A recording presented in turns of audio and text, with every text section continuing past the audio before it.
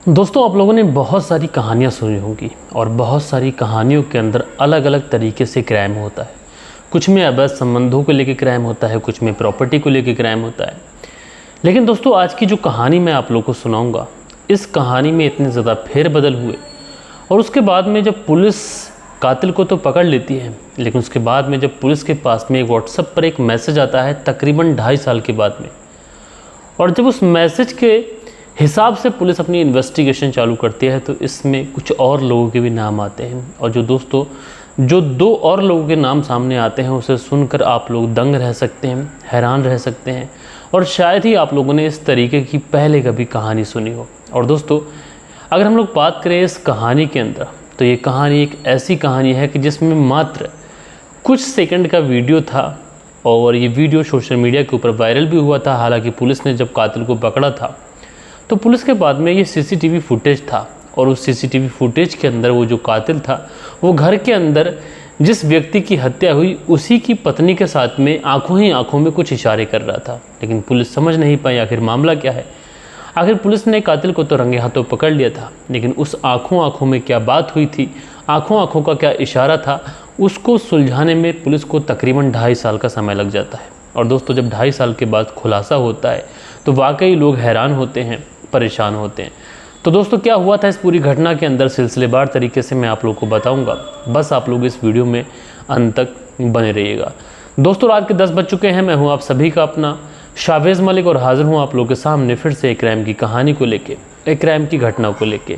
अच्छा, आज के दिन आप लोग सोच रहे होंगे कि जो मेरे पीछे का बैकग्राउंड है थोड़ा अजीब सा है, सादा सादा है। लेकिन दोस्तों, आज मैं घर पर हूँ नहीं, तो मैं कहीं पर गया हुआ हूँ किसी रिलेटिव के यहाँ पर, और मुझे वहाँ पर वीडियो बनाने का समय तो मिल नहीं पाया, इसलिए मैं उसकी छत पर गया, एक बल्ब का इंतज़ाम उससे करवाया, और उसके बाद में मैंने सोचा कि आप लोग के साथ में क्राइम कहानी जो है उसका सिलसिला चालू करना चाहिए, शुरू करना चाहिए। तो चलते हैं दोस्तों, इस कहानी को सिलसिलेवार तरीके से शुरू करते हैं। दरअसल दोस्तों, इस कहानी की शुरुआत होती है 15 दिसंबर साल 2021 से, और 15 दिसंबर साल 2021 को जो फुटेज पुलिस को मिलता है ये हरियाणा के पानीपत का है। और पानीपत में एक जगह पड़ती है घेर औरैया कॉलोनी, और दोस्तों इसी घेर औरैया कॉलोनी के अंतर्गत 15 दिसंबर साल 2021 को एक शख्स को पैदल जाते हुए देखा जाता है, जो कि एक मकान की तरफ बढ़ रहा है। अब दोस्तों, जब वो उस मकान के अंदर बढ़ता है, पहुंचता है, और जो सामने वाला व्यक्ति दरवाज़ा खोलता है, अचानक से जब ये व्यक्ति अंदर पहुंच जाता है, तो ज़रा दोस्तों आप लोग सोचिए कि कोई अनजान व्यक्ति अगर किसी घर के अंदर एंटर हो जाए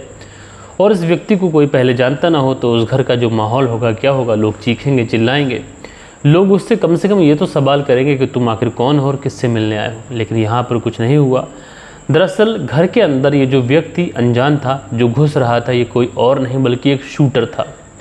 और दोस्तों, जब ये शूटर घर के अंदर घुसता है तो किचन के अंदर सामने से एक महिला होती है, और कुछ सेकेंड वो इशारों में इस शूटर से बात करती है। वो इशारों में जब इस शूटर से बात करती है तो उसके बाद जो शूटर जो होता है वो उस व्यक्ति की, यानी इस महिला का जो पति था घर के अंदर, उसकी हत्या कर देता है। अब दोस्तों, जब वो व्यक्ति उस व्यक्ति की हत्या कर देता है जिसके वो घर में घुसा था, और उसकी जो पत्नी थी उससे इशारों में बात कर रही थी, और सीसीटीवी के ऊपर जो वीडियो कैद हुआ था ये 23 सेकंड का वीडियो था। अब दोस्तों, जो आस पड़ोस के लोग थे वो भी वहाँ पर पहुँच जाते हैं। जब हत्या होती है उसके बाद में जो शूटर घर के अंदर घुसा था उसे भागने का मौका नहीं मिलता है, लिहाजा पुलिस उस शूटर को रंगे हाथों गिरफ्तार कर लेती है। और दोस्तों, रंगे हाथों जब पुलिस उस शूटर को गिरफ्तार कर लेती है तो पुलिस उस शूटर को तो गिरफ्तार कर लेती है, लेकिन इस पूरे केस का खुलासा करने में पुलिस को पूरे 2.5 साल का समय लग जाता है। अब दोस्तों, इसे महज इत्तेफाक कहें या फिर कुछ और, क्योंकि कातिल जो था वो पुलिस की गिरफ्त में पहले दिन से ही था, और पुलिस के पास में वो सीसीटीवी फुटेज भी था जिसमें 23 सेकंड वो महिला उस व्यक्ति से इशारों में बात करते हुए दिखाई पड़ रही थी। अब दोस्तों, इसे आप इत्तेफाक कह सकते हैं या फिर इसे कुछ और कह सकते हैं, या फिर आप ये कह सकते हैं कि पुलिस को इस केस को सुलझाने में इतना ज़्यादा वक्त लग गया।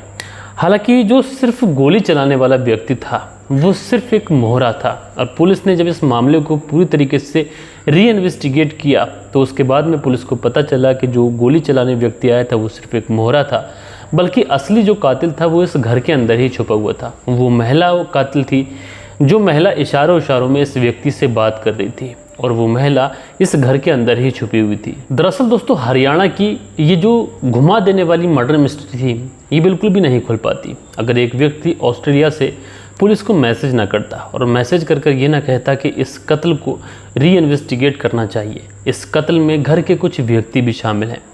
अब दोस्तों पुलिस के सामने बड़ी दुविधा थी, आखिर एक व्यक्ति जो कि घर के अंदर घुसे, घर के अंदर चल आकर गोली चलाए, इतना बड़ा जोखिम आखिर वो क्यों मोल ले। हालांकि सीसीटीवी कैमरों की जो सच्चाई थी वो साफ साफ बता रही थी कि यही व्यक्ति घर के अंदर घुसा है और इसी ने गोली चलाई है।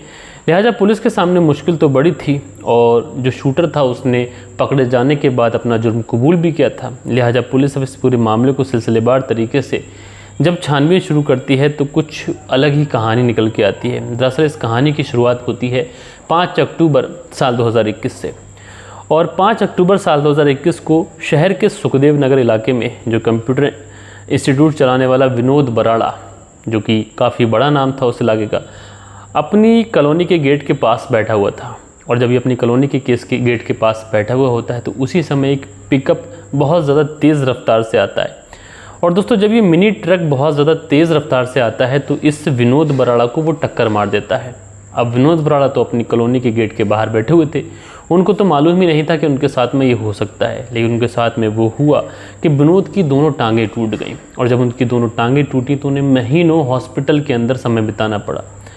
और दोस्तों उसके बाद में ये जो ट्रक ड्राइवर था इसको गिरफ्तार कर लिया गया और उसके बाद में इसके ऊपर बठिंडा का रहने वाला ये जो व्यक्ति था सुनार उर्फ दीपक, इस शख्स का नाम था, उसके बाद में इसे जेल भी भेजा गया। उसके हिसाब से इसके ऊपर ज़मानत भी इसको मिली और बाकी जो इसके ऊपर केस था वो लगातार चल रहा था। दरअसल जो आरोपी ड्राइवर था वो विनोद के ऊपर लगातार दबाव बना रहा था। वो कह रहा था कि तुम इस केस को वापस ले लो, क्योंकि इस वारदात के ठीक 15 दिन पहले की बात है कि दीपक रोज़ की तरह पानीपत के विनोद के घर पहुंचा और उसने विनोद के मामले में उससे समझौता करने की बात कही।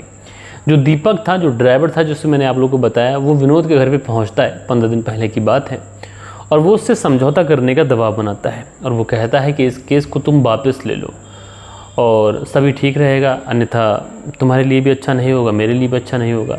लेकिन दोस्तों जो विनोद था वो पूरी तरीके से इस केस को वापस लेने से इनकार कर देता है। वो कहता है कि तुमने जो किया है, तुम्हारे किए की तुम्हें सज़ा मिलेगी, इसलिए मैं इस केस को कभी भी वापस नहीं लूँगा।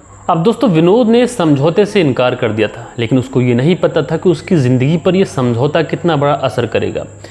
इसलिए जो विनोद जब इस समझौते से इनकार करता है, दीपक अपने घर चला जाता है। लेकिन दोस्तों इस समझौते की जो तारीख थी, इससे महज 56 दिन के बाद यानी 15 दिसंबर साल 2021 को जो विनोद था ये दीपक के घर पे आता है और फिर से समझौता करने के बहाने ये इसके घर पे आता है। लेकिन दोस्तों इस बार ये घर में घुसते ही बाहर अंदर से कुंडी बंद कर लेता है। अब दोस्तों जैसे ही विनोद के घर वाले दीपक को इस तरीके की हरकत करते हुए देखते हैं कि ये कुंडी बंद कर रहा है, वो चीखने लगते हैं, चिल्लाने लगते हैं। अच्छा, उनकी चीखों की आवाज़ सुनकर जो आस पड़ोस के लोग होते हैं वो भी मौके पर पहुँच जाते हैं। लेकिन दोस्तों वो तत्काल कोई मदद नहीं कर सकते थे, क्योंकि घर की जो कुंडी थी वो अंदर से बंद थी, डोर लॉक था। अगर बाहर वाले लोग अंदर आना भी चाहते तो वो नहीं आ पाते। अब दोस्तों घर वाले या फिर दीपक कुछ समझ पाता इससे पहले ही विनोद सटा कर दीपक की गोली मार देता है और दीपक की मौके पर ही मौत हो जाती है। दोस्तों उसके बाद में जो बाहरी लोग होते हैं, चूँकि अब विनोद के पास में भागने का कोई रास्ता था नहीं, इसलिए बाहरी जो लोग होते हैं वो विनोद को पकड़ लेते हैं और उसके बाद में से पुलिस के हवाले कर देते हैं।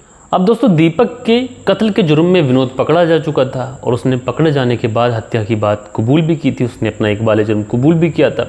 उसने कहा था कि मैं इससे इस केस को वापस लेने के लिए कह रहा था, जो मैंने इसका एक्सीडेंट किया था जिसमें इसके पैर टूट गए थे, लेकिन इसने केस को वापस लेने से इनकार कर दिया, इसलिए मैंने इसका कत्ल कर दिया। अच्छा, पुलिस भी यही समझ रही थी कि इतनी सी बात है, इसलिए पुलिस उस पर संबंधित धाराओं में मुकदमा भी चलाती है। लेकिन दोस्तों जो वहाँ के एसपी होते हैं, तकरीबन 2.5 साल के बाद में उनके मोबाइल पर एक मैसेज आता है और इस बात को करीब 2.5 साल का समय गुजर चुका था और वक्त का दरिया जो था वो इसी तरीके से बहता चला जा रहा था।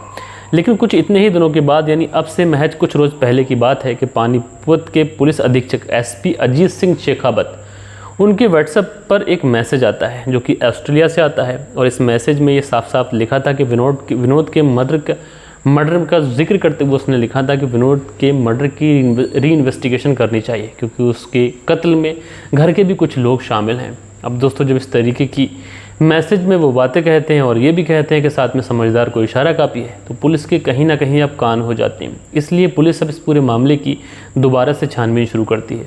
अब दोस्तों जो पुलिस थी ये दीपक के मोबाइल की कॉल डिटेल निकालती है। अब दोस्तों जब दीपक के मोबाइल की कॉल डिटेल निकाली जाती है तो इसमें एक व्यक्ति से बार बार दीपक की बात होती थी और बात काफ़ी लंबी हुआ करती थी और इस व्यक्ति का नाम था सुमित। अब दोस्तों पुलिस के निशाने पर कहीं ना कहीं अब सुमित आ जाता है, पुलिस के रडार पे आ जाता है, इसलिए पुलिस सुमित के बारे में छानबीन शुरू करती है। और दोस्तों जब पुलिस सुमित के बारे में छानबीन शुरू करती है, सुमित को उठाती है और पुलिस थाने लेके आती है और जब इससे सख्ती से पूछताछ करती है तो जो सुमित था ये कत्ल में अपना हाथ होने की बात कबूल कर लेता है, लेकिन ये कहता है कि हम तो मोहरा बरस हैं। इस कत्ल को करवाने के लिए जो विनोद है उसको दीपक की ही पत्नी ने बोला था, उसको ही सुपारी दी थी और उस पत्नी का नाम निधि है। अब दोस्तों जब निधि का नाम सामने आता है तो सवाल ये था कि आखिर निधि अपने पति की हत्या क्यों कराएगी, आखिर सुमित और निधि एक दूसरे को कैसे जानते हैं।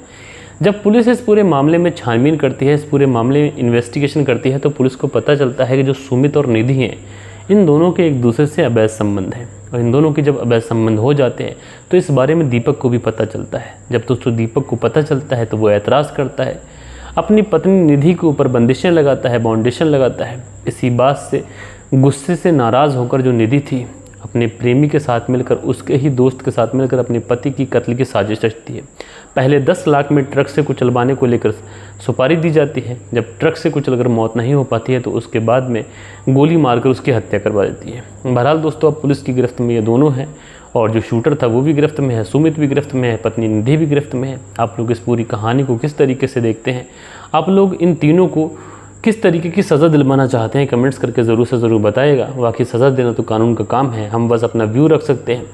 जिस तरीके के भी दोष इनके ऊपर सिद्ध होंगे उस तरीके से इनको सज़ा दी जाएगी। बहरहाल दोस्तों कल के दिन आप लोग के जो भी कमेंट्स आए थे अब वक्त होता है कि आप लोग के कमेंट्स पढ़े जाएं। सो दोस्तों हमारे वीडियोस पे जो कल के दिन कमेंट्स आए इसमें शील निधि है, लिखती है कहानी अच्छी लगी पर विश्वास किस पर करें, ना उम्र रिश्ता और ना कुछ लोग देख रहे हैं। तो शील निधि जी भाई आपका बहुत बहुत शुक्रिया। उसके बाद में सुब्रहान शर्मा हैं, लिखते हैं डिस्क्रिप्शन अच्छा था, तो भाई शुक्रिया। नायक म्यूज़िक हैं, लिखते हैं भाई नाइस स्टोरी। सुरेश चंद्र नायक गोलाबाई उड़ीसा से, तो सुरेश चंद्र जी आपका बहुत बहुत शुक्रिया। सुबोध कुमार हैं, लिखते हैं stream read different story, Subodh Kumar BSF Siliguri, तो सुबोध कुमार जी आपका बहुत बहुत शुक्रिया। गौतम डांसर अपना कमेंट्स करते हैं, भैया शुक्रिया। दिल बहादुर सिंह हैं, लिखते हैं कहानी बहुत दुखी है, आजकल के किस पर भरोसा करें, थैंक यू मिस्टर मलिक, आपसे मालूम होता है, तो भाई आपका बहुत बहुत शुक्रिया। सुनील त्यागी जी हैं, लिखते हैं नमस्कार भाई साहब, रेणु सुनील त्यागी श्याना बुलंदशहर से, तो आप दोनों पति पत्नी का बेहद शुक्रिया। डॉक्टर AK अग्निहोत्री प्रयागराज उत्तर प्रदेश से हमारी कहानी सुनते हैं, भैया शुक्रिया। बालेश्वर बिहारी जी हैं, लिखते हैं मलिक साहब जी नमस्कार, कहानी अच्छी है, सुना अच्छा लगा, लेकिन माँ और मौसी में कोई अंतर नहीं होता है, छोटे बच्चे मोबाइल देखकर ख़राब हो रहे हैं, थैंक्स सर जी। तो भाई आपका बहुत बहुत शुक्रिया बालेश्वर जी। उसके बाद में अजय सहानी है, लिखते हैं मेरे भाई का भी चल रहा है, गौतम डांसर करके उनका चैनल है, तो भाई आपका शुक्रिया। उसके बाद में AS 617 हैं यानी अनिल सालुंखे जी, लिखते हैं नाबालिग को कानून में जो उम्र है उस पर संशोधन होना ज़रूरी है, आजकल मोबाइल पर गलत फिल्में देखने से बच्चे कितने भी साल के हों ये ज़्यादा से ज़्यादा इनको समझ नहीं आ रहा है, रिश्तों को शर्मसार करने वाली कहानियाँ हैं, लड़के निहत्य घृणास्पद पाप करने के बाद भी सिर्फ नाबालिग होने के बाद जल्द छूट जाते हैं। बहुत अच्छी बात कही आपने भाई, शुक्रिया। अजय सहानी लिखते हैं हमारी फैमिली और हम बहुत गरीब फैमिली से बिलोंग करते हैं, हम सब हमारे पास पढ़ने के साधन नहीं था। तो अजय सहानी जी आपका शुक्रिया कि आपने कमेंट्स किया, अपनी स्थिति के बारे में भी बताया, लेकिन कोई बात नहीं, आप प्रयास कर रहे हैं, आपका बहुत बहुत शुक्रिया। अजय शर्मा का दूसरा कमेंट्स, लिखते हैं हम सब पढ़ने आता है लेकिन लिखना नहीं आता, वो हम सीख रहे हैं। तो सीखने के लिए कोई उम्र नहीं होती है, कोई सीमा नहीं होती है, आप जब चाहें सीख सकते हैं, आप कोशिश कर रहे हैं, मुझे ये सुनकर दिल से खुशी हुई। और उसके बाद ही लिखते हैं कल आपने जो बोला सर हम इतने पढ़े लिखे नहीं हैं सर, हम गरीब फैमिली से बिलोंग करते हैं। तो अजय सहानी जी मैंने यही बोला था कि आपके घर में जो बड़े हैं आप अपनी बेटी का नामकरण उनसे ही करवाएं तो अच्छा है। और उसके बाद में राज रावत हैं, लिखते हैं इतना गंदा सोच का लड़का था, तो भाई आपका बहुत शुक्रिया। सो दोस्तों ये प्यारे प्यारे कमेंट्स थे जो कल के दिन आप लोगों ने किए थे। आशा करता हूँ ये जो कहानी है आप लोगों को ज़रूर से ज़रूर पसंद आई होगी। तो दोस्तों मिलते हैं कल के दिन किसी और क्राइम स्टोरी के साथ में, जब तक के लिए अपना ख्याल रखें, देश का ख्याल रखें, परिवार के रिश्तों की अहमियत को समझें। जय हिंद, जय भारत।